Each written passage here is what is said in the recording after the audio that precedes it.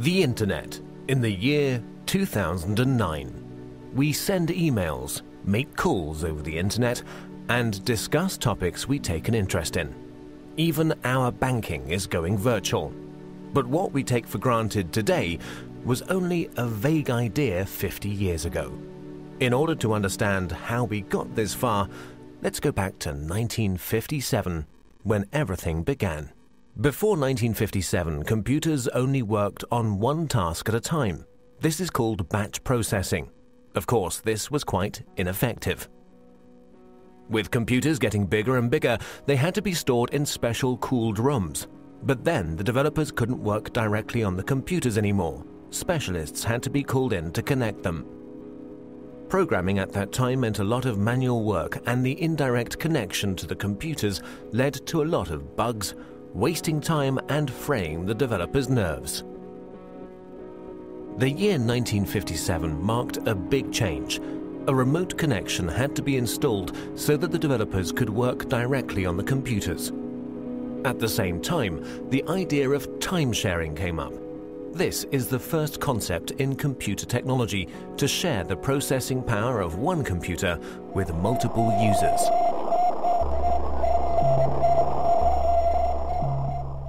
On October 4th in 1957, during the Cold War, the first unmanned satellite Sputnik 1 was sent into orbit by the Soviet Union.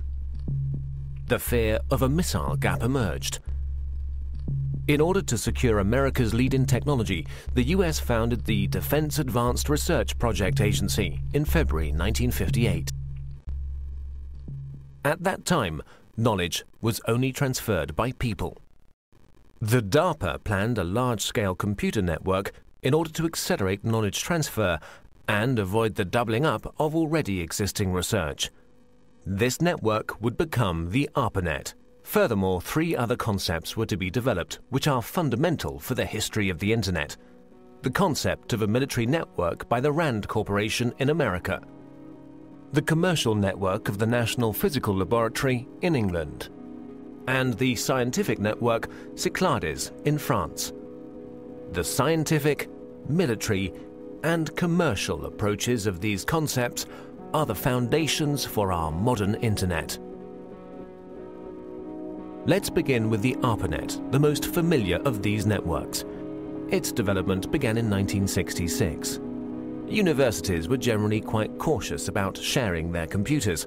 Therefore, small computers were put in front of the mainframe. This computer, the Interface Message Processor, took over control of the network activities, while the mainframe was only in charge of the initialization of programs and data files. At the same time, the IMP also served as interface for the mainframe. Since only the IMPs were interconnected in a network, this was also called IMP subnet. For the first connections between the computers, the Network Working Group developed the Network Control Protocol. Later on, the NCP was replaced by the more efficient Transmission Control Protocol. The specific feature of the TCP is the verification of the file transfer. Let's take a short detour to England. Since the NPL network was designed on a commercial basis, a lot of users and file transfer were expected. In order to avoid congestion of the lines, the sent files were divided into smaller packets, which were put together again at the receiver. Packet switching was born.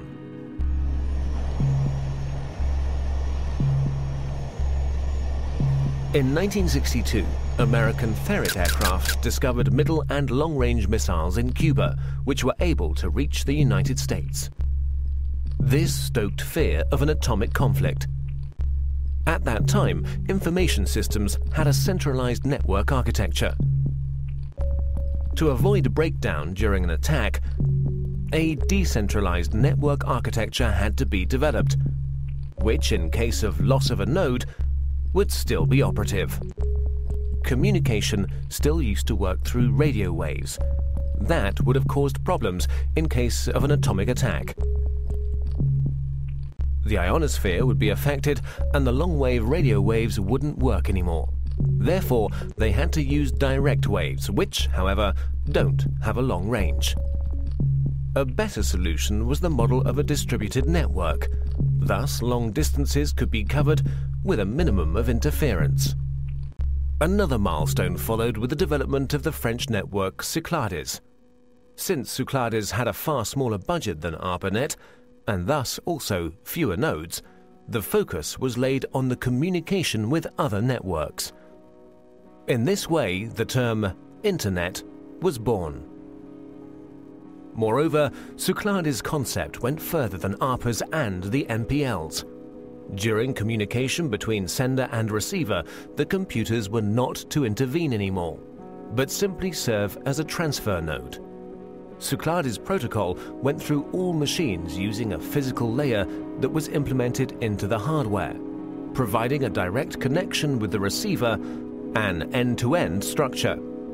Inspired by the Cyclades network and driven by the incompatibility between the networks, their connection gained in importance everywhere. The phone companies developed the X.25 protocol, which enabled communication through their servers, in exchange for a monthly basic charge, of course. DARPA's transmission control protocol was to connect the computers through gateways.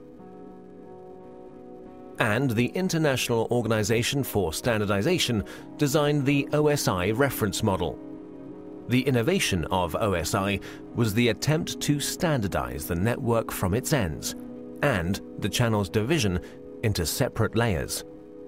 Finally, the TCP assimilated the preferences of the OSI reference model and gave way to the TCP/IP protocol, a standard which guaranteed compatibility between networks, and finally merged them, creating the Internet. By February the 28th, 1990, the ARPANET hardware was removed, but the Internet was up and running.